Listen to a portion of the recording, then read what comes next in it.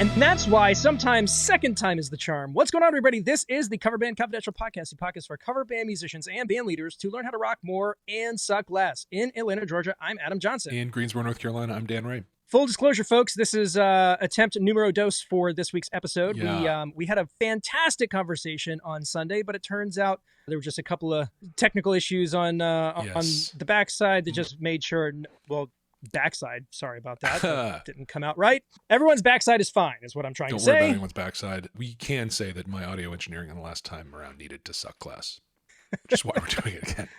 But listen, we will stop at nothing to make sure that you guys get the top tier content that you deserve. So we are willing to scrap it all and start over. Yeah. So plus here we are midday, back when we were both unemployed. Yeah, that was a fun time. Yeah. Remember that? Yeah. No, that was no, thank you. Been trying to not dwell on that. But anywho, how's it going? Good. Had a big busy weekend. It was the Trivia Thursday, Karaoke Friday, and then Saturday was a Porch Fest. One of the neighborhoods here in town does a big music festival on all the porches across the neighborhood, and it was super fun. And saw some friends play I haven't seen in a while, and had a really good set. It's a 45-minute set, so it's kind of nothing to put it together. But it was interesting because the porch I was playing off of was into a front yard that was shaded on the edges of it, but not the center. And there are big bushes on the sides between me and the audience. So everybody was off to the sides, and it looked to me like I had a few people. But in fact, I had like probably 30 or 40 in my thing there. And it was, so I made note that I can't see you, so I need to hear you. So they were very loud and demonstrative. It was good. Actually worked out well. Fantastic.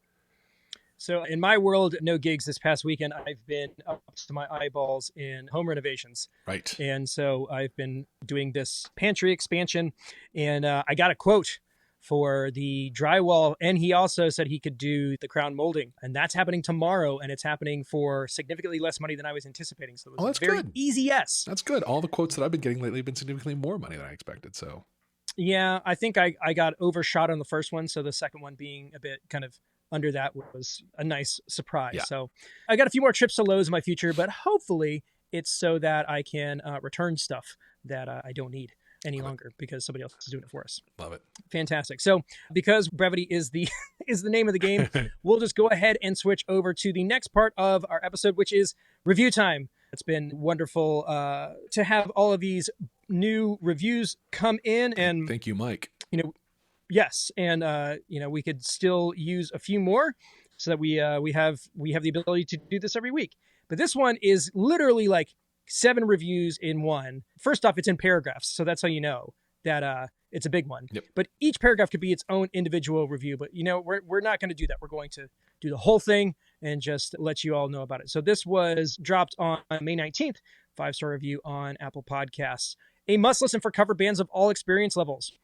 I can't say enough good things about Cover Band Confidential. Adam and Dan have created an absolute gem of a podcast that caters to cover bands at every stage of their journey. From those just starting out to those who have been established for years, they provide a wealth of invaluable information that covers all aspects of the cover band world. One of the standout features of this podcast is the comprehensive approach taken by Adam and Dan. They leave no stone unturned as they delve into various topics, ensuring that cover bands have access to all of the necessary information they need. Whether it's discussing the business side of things, sharing insights about gear, or providing tips on song selection, they truly cover it all. The attention to detail and depth of knowledge presented in each episode is commendable. Not only do they provide practical advice, but they also shed light on the often overlooked aspects of being in a cover band. Their discussions on band health, maintaining motivation, and navigating the challenges that can arise in this industry are incredibly insightful and inspiring. What sets Cover Band Confidential apart is the genuine passion and enthusiasm that Adam and Dan bring to each episode. Their love for cover bands is palpable, and it shines through in their engaging and lively conversations. It is evident that they genuinely want to see cover bands thrive and succeed, and their dedication to providing value to their listeners is truly commendable. Bit more. Whether you're just starting out or have been in the cover band scene for years, Cover Band Confidential is an absolute must listen. The wealth of knowledge and practical advice they offer can make a significant difference in your band's success. So grab your headphones and get ready to be informed, inspired, and entertained by this exceptional podcast. Trust me, you won't regret it. Keep up the fantastic work, Adam and Dan. You are making a real difference in the cover band community, and your podcast is a true gift to all aspiring and established cover bands out there. And that was from our friend Rhino615. Rhino615. Which I'm assuming maybe that 615 is the Nashville area code. Maybe he's or she is a musician in the Nashville area. Yeah. Who's to say? Who's to say? But this one is going up on the fridge. I'm Yeah. going to print it out and take it to my mom's house. Yeah. Because I don't think we could have gotten a nicer review. It was awesome. If you'd like to leave us a 5-star review, you can do that on the podcast platform of your choice. Doesn't have to be that much commitment. Don't have to do that much writing. Not at all. And if you want more information on how to do that, Mike can cover that in the wrap up. Okay. So coming up this week on the YouTube channel, monetization, hopefully. We're literally less than 50 hours of public watch time away, so Sweet. I think it actually could happen. Also going to do a revisit of the on-stage GPB 2000 pedal board mic stand rig. Yeah. I did the review of that initially back in 2021, and I've been using it ever since, and wanted to see or kind of go back to it and say, does it hold up? Was it, a worthy buy? Spoiler alert, it was. But you'll have to see how that gets covered this coming Friday on the YouTube channel. Cool. And I think that covers all of the housekeeping things. Awesome. So the thing that I wanted to talk about is an experience I had that made me aware of something that I feel like I may have been missing recently and may be beneficial to some of the listeners out there. Maybe you don't relate to this, but what happened to me over the past couple of weeks has definitely kind of like knocked something loose in me and made me realize I need to kind of rethink the way that I process certain bits of information. So this past Friday, I got asked by Mike, one of the bass players for members only, who's also just a big music nerd like I am. He had hit me up a couple of months back, was like, hey, I got tickets to go see Big Wreck at this place called Terminal West in Atlanta, which is this really cool, it's like an old factory that they turned into a performance space, and it's really, really nice. So he and I met up down there and we got to see Big Wreck. Now, I wasn't a huge, massive fan of Big Wreck, kind of more of a casual listener, but man, just got my socks knocked off musically and just in all of those different ways. And, this is the second week in a row where I've gone and seen like an actual concert. I, was Ugly Kid Joe and Fozzy and that the week before, and then this one this past Friday. And it really just I just came to the realization that to me, going to see concerts can sometimes feel like work. And I think my default response when somebody asks about going to see a show is nah, because I don't think about it enough. I'm not really processing it beyond I don't know. I spend my weekends doing this. Maybe I don't want to go and watch somebody else do that either. Right. But even with and the hassle and the crowd and the money and the expensive beverages, like having to pay for beer. Right. What is this? Where's my band tab? This is truly primitive. Yeah. But man, I really enjoyed myself. And I think a couple of things. First off, when we tend to go to shows, we're always trying to run it through our filter. And so something will happen and you'll be like, well, I wouldn't have done it that way. I would have done it this way. Or, oh, I wouldn't have put them in this order. I would have done it another way. Well, going to see Big Wreck and seeing a bunch of Berkeley trained absolute monster musicians completely just annihilate their songs makes it very easy to disconnect that part of your brain, because they're never going to make the choice that you make because your choice isn't as good as theirs. Right. And so you are legitimately impressed and surprised at pretty much every turn. So I was 100% able to disconnect myself from the analytical part of my brain and just be truly and authentically impressed and amazed by what I was seeing in their performance, which was great. It's not something that, I don't know if that's a me problem, and that's more of me not being willing to put myself into that situation more often. And it was also just nice to just go and have no notes. There were no takeaways. It was just, I went, it was awesome. I really enjoyed myself. And that's all it was. It was entertainment for purely entertainment's sake. There was no ulterior motive. There was no side quest to be had. It was go to a show, watch musicians do what they do best, have a good time, done, period. Yeah. Nothing else. Yeah. And I feel like it was definitely my batteries are recharged to a certain degree.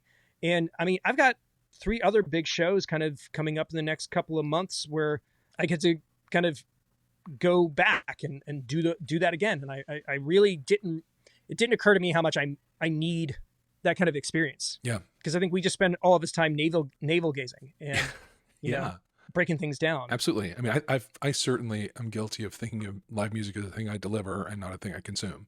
You know, I'll tell you, I've dug into Big Rex some since you told me about this, and man, oh man.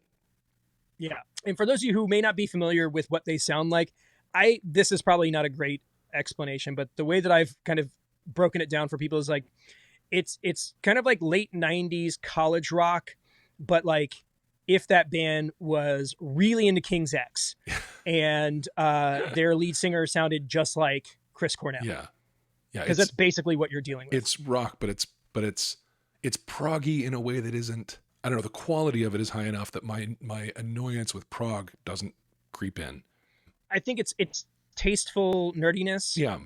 Like you're going to hear some stuff that like kind of tickles your ear and you may or may not be able to like articulate it. Yeah. But it's not to the point of boredom. I think what they are really talented at is putting very musical, technical things into accessible song structures and things like Absolutely. that. I mean, there's all kinds of time signature play and stuff that's like really complex and could be super duper like nerdy and off-putting, but it's so musical that it's like engageable. And you know, my mom might like it. She actually might. So the other thing that was amazing about that show is Ian Thornley, besides being an insanely talented guitar player and an insanely talented vocalist, has a massive guitar collection. Right. I mean, we're talking, you've got a 4-piece band that has 2 guitar techs, and one of them is literally standing on stage because he's got like racks of guitars literally all around him. And every song almost, a new one's coming out. And they're all these custom Sirs. Like if he doesn't have a parking spot at Sir's factory or like a plaque somewhere on the wall, because this guy, I mean, I counted 13 different guitars that they played in a 90-minute set. Just him, just Ian. The bass player was making, was going through basses. The other guitar player had a number of them. There was a point where he was playing a stereo Majesty, like 2 separate chords, 2 separate amps, like big sound. Everyone played a multi-string version. There were 2 12 strings. The bass player played an 8-string. It was just, there was lots to look at and be nerdy about. But again, I think the music just kind of like overtook that. Yeah. And beyond, I mean, the thing that really cracked me up is that of all of these Sirs, and like none of them were, there's no way they weren't factory. They were all kind of custom, special ones just for him. But only one of them had a Floyd. And so I see the one with the Floyd come out. I'm like, oh boy, here we go. Mm. And it was this very like clean tone, just like he was basically using it like a Bigsby, but like picked the most aggressive looking guitar to do that on. But not a dive bomb to be heard.